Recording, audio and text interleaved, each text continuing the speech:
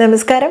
ഹൃദയത്തിൻ്റെ ആരോഗ്യം വർദ്ധിപ്പിക്കാനും ചീത്ത കൊളസ്ട്രോളിനെ ഇല്ലാതാക്കി നല്ല കൊളസ്ട്രോളിനെ കൂട്ടാനും ശരീരത്തിലുണ്ടാവുന്ന പ്രമേഹ സാധ്യതയൊക്കെ ഉണ്ടെങ്കിൽ അതിനെ കുറയ്ക്കാൻ സഹായിക്കുന്നതും ഒക്കെ ആയിട്ടുള്ള വളരെയധികം പോഷക സമൃദ്ധമായിട്ടുള്ള നമ്മുടെ മണ്ണിനടിയിൽ വളരുന്ന ഒരു എണ്ണക്കുരുവിനെ കുറിച്ചിട്ടാണെന്ന് പറയുന്നത്. പിടിയിട്ടിട്ടുണ്ടാവും. പീനട്ട് അല്ലെങ്കിൽ ഗ്രൗണ്ട് നട്ട് എന്നൊക്കെ പറയുന്ന നിലക്കടലയാണ് ഇന്നത്തെ വിഷയം. ഇത് ഒരുപാടേറെ ആരോഗ്യ സൗന്ദര്യ ഗുണങ്ങൾക്ക് ഉപയോഗിക്കുന്നുണ്ട്.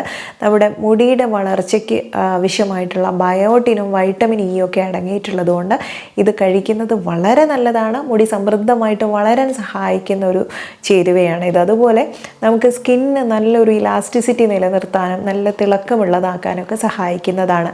ഇതിന് ഒരുപാട് ഗുണങ്ങളാണ് കൂടുതലും. എങ്കിലും നമ്മൾ ശരിയല്ലാത്ത രീതിയിൽ ഉപയോഗിച്ചു കഴിഞ്ഞാലും ഇതിൻ്റെ ചില കാരണങ്ങൾ കൊണ്ടുമൊക്കെ തന്നെ ശരീരത്തിന് ദോഷകരമായിട്ടും ബാധിക്കുന്നുണ്ട്.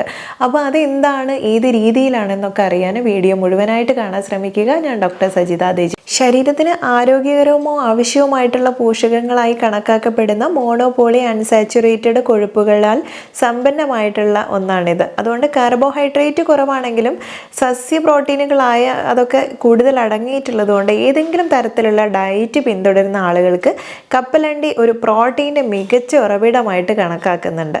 Vitamin E, B1, B3, B6 എന്നിവയും അതുപോലെ മഗ്നീഷ്യം, ഫോസ്ഫറസ്, ചെമ്പ് തുടങ്ങിയ ധാതുക്കളും കപ്പലണ്ടിയിൽ ധാരാളമായിട്ട് അടങ്ങിയിട്ടുണ്ട്.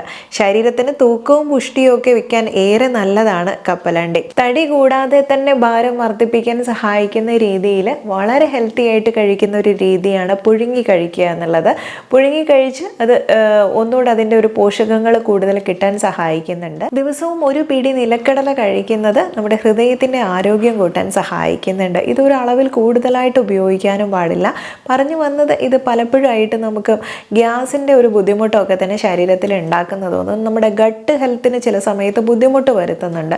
അപ്പോൾ ചെയ്യേണ്ടത് ഒരു പിടിയിൽ കൂടുതൽ ഉപയോഗിക്കരുത് എന്നുള്ളതേ ഉള്ളൂ. Niacin, copper, magnesium, oleic acid, resveratrol എന്നുള്ള ഒരു ആൻറ്റി ഓക്സിഡൻസ് ഇതൊക്കെ തന്നെ നമ്മുടെ ഹൃദയ രോഗങ്ങളിൽ നിന്ന് സംരക്ഷിക്കാൻ സഹായിക്കുന്നതാണ്. വൈറ്റമിൻ B3, നിയാസിനൊക്കെ ഉള്ളത് കൊണ്ട് തന്നെ നമ്മുടെ ചർമ്മത്തിൻ്റെ ആരോഗ്യത്തിന് ഏറെ നല്ലതാണ്. ചുളിവുകളൊന്നും നേരത്തെ വരുന്നത് തടയാൻ ഇത് സഹായിക്കുന്നുണ്ട്. നല്ല യുവത്വമാർന്നിട്ടുള്ള ചർമ്മം നിലനിർത്താൻ സഹായിക്കുന്നു. മറ്റുള്ള ചില ചർമ്മ രോഗങ്ങളിൽ നിന്നൊക്കെ സംരക്ഷിക്കാനും നല്ലതാണ്. ശരിയായ അളവിലും ശരിയായ രീതിയിൽ പുഴുങ്ങിയൊക്കെ കഴിക്കുകയാണെങ്കിൽ നമ്മുടെ ദഹനത്തെ വളരെ നല്ലതാക്കുന്ന രീതിയിലാണ് കപ്പലണ്ടി ഉപയോഗിക്കുന്നത്. അതുപോലെ മലബന്ധ പ്രശ്നങ്ങളൊന്നും വരാതിരിക്കാനും ഗ്യാസിൻ്റെ ബുദ്ധിമുട്ടുകളൊന്നും ഇല്ലാതിരിക്കാനൊക്കെ ഏറെ നല്ലതാണ്. എന്നാൽ ഇത് ശരിയായ അളവിലെല്ലാം അമിതമായിട്ട് ഉപയോഗിച്ചാൽ ഗ്യാസ് ട്രബിൾ ബുദ്ധിമുട്ടുകളൊക്കെ ഉള്ളവരോ അല്ലെങ്കിൽ ഗട്ട് ഹെൽത്ത് വീക്കായിട്ടുള്ളവരൊന്നും ഉപയോഗിക്കാനും പാടുള്ളതല്ല. അതുപോലെ ചിലർക്ക് ചില അലർജി പ്രശ്നങ്ങളൊക്കെ കാണാറുണ്ട്. അങ്ങനെയുള്ളവർ ഒട്ടും ഉപയോഗിക്കേണ്ടതില്ല. ഇതിലടങ്ങിയിട്ടുള്ള മഗ്നീഷ്യം ഇൻസുലിൻ്റെ പ്രവർത്തനം മെച്ചപ്പെടുത്തുന്നത് കൊണ്ട് തന്നെ നമുക്ക് പ്രമേഹ രോഗികൾക്ക് ധൈര്യപൂർവ്വം ഉപയോഗിക്കാൻ പറ്റുന്ന ഒന്നാണ്. രക്തത്തിലെ പഞ്ചസാരയുടെ അളവ് നിയന്ത്രിക്കാൻ സഹായിക്കുന്നുണ്ട്. രക്തസമ്മർദ്ദവും കൊളസ്ട്രോളിൻ്റെ അളവും മികച്ച രീതിയിൽ നിയന്ത്രിക്കാനുള്ള ഒരു കഴിവിനൊപ്പം തന്നെ പോഷക സാന്ദ്രമായിട്ടുള്ള ഭക്ഷണങ്ങളിൽ വിവിധ രോഗപ്രതിരോധ ശേഷി ഗുണങ്ങളും അടങ്ങിയിട്ടുള്ളത് തന്നെയാണിത്. സാധാരണ രീതിയിൽ നമ്മൾ കപ്പലണ്ടി വറുത്ത് കഴിക്കാറാണ് പതിവ്. എന്നാൽ ആന്ധ്ര, തെലങ്കാന എന്നുള്ള സംസ്ഥാനങ്ങളിലൊക്കെ തന്നെ ആഹാരത്തിന് കൂടെ തന്നെ ഇത് വറുത്ത കപ്പലണ്ടിയും പച്ചക്കപ്പലണ്ടിയും പുഴുങ്ങിയതും ആ രീതിയിലൊക്കെ തന്നെ കപ്പലണ്ടി വിഭവങ്ങൾ പലതും കാണാറുണ്ട്. പ്രോട്ടീൻ്റെ കലവറയാണ് കപ്പലണ്ടി. ഇത് നമുക്ക് ശരീരത്തിന് വേണ്ട പ്രോട്ടീൻ ലഭിക്കാൻ പതിവായിട്ട് ഇത് കഴിക്കുന്നത് നല്ലതാണ്. പിന്നെ കുതിർക്കുമ്പോൾ അതിലെ എൻസൈമുകൾ പ്രവർത്തിക്കുകയും ഫൈറ്റിക് ആസിഡിനെ വിഘടിപ്പിക്കുകയും ഒക്കെ ചെയ്യുന്നുണ്ട്. ഈ ഫൈറ്റിക് ആസിഡ് അധികമായിട്ട് കപ്പലണ്ടിയിൽ അടങ്ങിയിട്ടുള്ളത് കൊണ്ടാണ് ഇതൊരു പരിധിയിൽ കൂടുതൽ കഴിക്കരുതെന്ന് പറയുന്നത്. കാരണം ഫൈറ്റിക് ആസിഡ് ഉള്ളതുകൊണ്ട് നമ്മുടെ ദഹനശേഷി ബുദ്ധിമുട്ടിലാക്കും. അതുകൊണ്ട് ഗ്യാസിൻ്റെ പ്രശ്നം ഉണ്ടാവും. എന്നാൽ ഇതുപോലെ പുഴുങ്ങിയൊക്കെ കഴിക്കുകയാണെങ്കിൽ വളരെ നല്ലതാണ്. തിളപ്പിച്ച് കഴിക്കുമ്പോൾ ഈ ഒരു പ്രശ്നം ഫൈറ്റിക് ആസിഡിൻ്റെ അളവിൽ വ്യത്യാസം വരുന്നത് കൊണ്ട് തന്നെ ഇത് ദഹനത്തിന് ഏറെ സഹായകരമായി മാറുകയാണ് ചെയ്യുന്നത്. കുതിർത്ത കപ്പലണ്ടിയിൽ മോണോ അൺസാച്ചുറേറ്റഡ്, പോളി അൺസാച്ചുറേറ്റഡ് കൊഴുപ്പുകളൊക്കെ ഉണ്ടല്ലോ. ഇതൊക്കെ തന്നെ ചീത്ത കൊളസ്ട്രോൾ കുറയ്ക്കാൻ നല്ലതും അതുപോലെ നല്ല കൊളസ്ട്രോളിനെ വർദ്ധിപ്പിക്കുകയും ചെയ്യുന്നുണ്ട്. ഈ കുതിർത്ത കപ്പലണ്ടിയിൽ വൈറ്റമിൻ ഇ പോലുള്ള ആൻറ്റി ഓക്സിഡൻസുകളൊക്കെ ഉണ്ട്. ഇത് കോശത്തിലെ ങ്ങളുടെ നാശമൊക്കെ ഉണ്ടാവുമല്ലോ, അതിൽ നിന്നൊക്കെ തന്നെ സംരക്ഷിക്കാനും ശരീരത്തിലെ ഇൻഫ്ലമേഷൻ ഉണ്ടെങ്കിൽ ഓക്സിഡേറ്റീവ് സ്ട്രെസ്സൊക്കെ ഉള്ളതും ഒക്കെ കുറയ്ക്കാൻ സഹായിക്കുന്നുണ്ട്.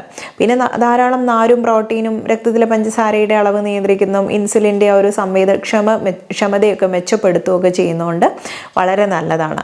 പിന്നെ കാൽസ്യം, മഗ്നീഷ്യം, പൊട്ടാസ്യം ഇത്തരം ധാതുക്കളൊക്കെ ഉള്ളതുകൊണ്ട് നമ്മുടെ എല്ലിൻ്റെ ആരോഗ്യത്തിന് വളരെ നല്ലതാണ്. പ്രോട്ടീനും ബയോട്ടിനും ഒക്കെ ഉള്ളതുകൊണ്ട് നമ്മുടെ ചർമ്മത്തിൻ്റെ ഈർപ്പം നിലനിർത്തുന്നതുകൊണ്ടും ഒക്കെ തന്നെ ചർമ്മത്തിന് വളരെ ബെസ്റ്റ് ആയിട്ടുള്ളതാണ്. സ്കിന്നിന് എപ്പോഴും പെട്ടെന്ന് നമുക്ക് ഒരു പ്രായം എത്തുന്നതിന് മുൻപ് ചുളിവുകളൊക്കെ വരുന്ന ഒരു പ്രശ്നവും വരകളും ഒക്കെ വരുന്നതൊക്കെ തന്നെ, അല്ലെങ്കിൽ ആ ഒരു സ്കിൻ സാഗും ഒക്കെ തന്നെ കുറയ്ക്കാൻ സഹായിക്കുന്ന വളരെ നല്ല ഒന്നുകൂടെയാണ് കപ്പലണ്ടിയുടെ ഉപയോഗം. ബയോട്ടിനും വൈറ്റമിൻ ഇ ഒക്കെ ഉള്ളതുകൊണ്ട് ഇതിപ്പം സ്കിന്നിന് മാത്രമല്ല മുടി നന്നായിട്ട് വളരാൻ സഹായിക്കുന്നുണ്ട്.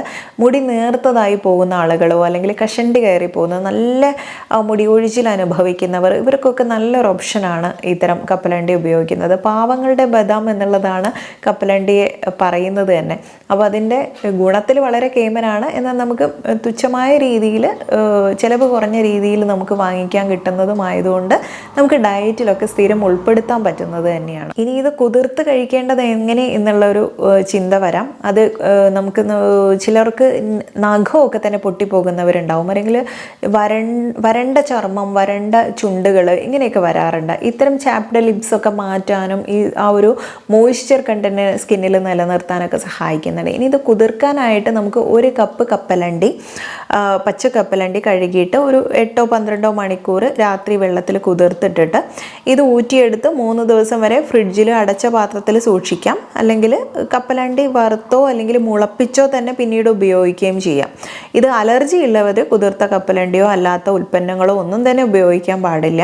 കഴിച്ച ശേഷം അങ്ങനെയുള്ളവർക്ക് വയറ് വീർത്ത് വരികയോ അസിഡിറ്റി ഉണ്ടാവുകയോ ഒക്കെ ചെയ്യും. അതുകൊണ്ട് ആ പാചക രീതി മാറ്റിയിട്ട് വറുത്തുപയോഗിച്ചാലും മതി. ഇതുപോലെ ഗർഭിണികളിലും മുലയൂട്ടുന്ന അമ്മമാരിലും കുതിർത്ത കപ്പലണ്ടി കഴിക്കുന്നതിന് മുൻപൊക്കെ ഒന്ന് ഡോക്ടറോട് ചോദിക്കാം. കാരണം എന്തെങ്കിലും അലർജി പ്രശ്നങ്ങളോ ദഹന പ്രശ്നങ്ങളോ ഒക്കെ ഉണ്ടോ എന്നുള്ളത് അറിയാനായിട്ടാണ്.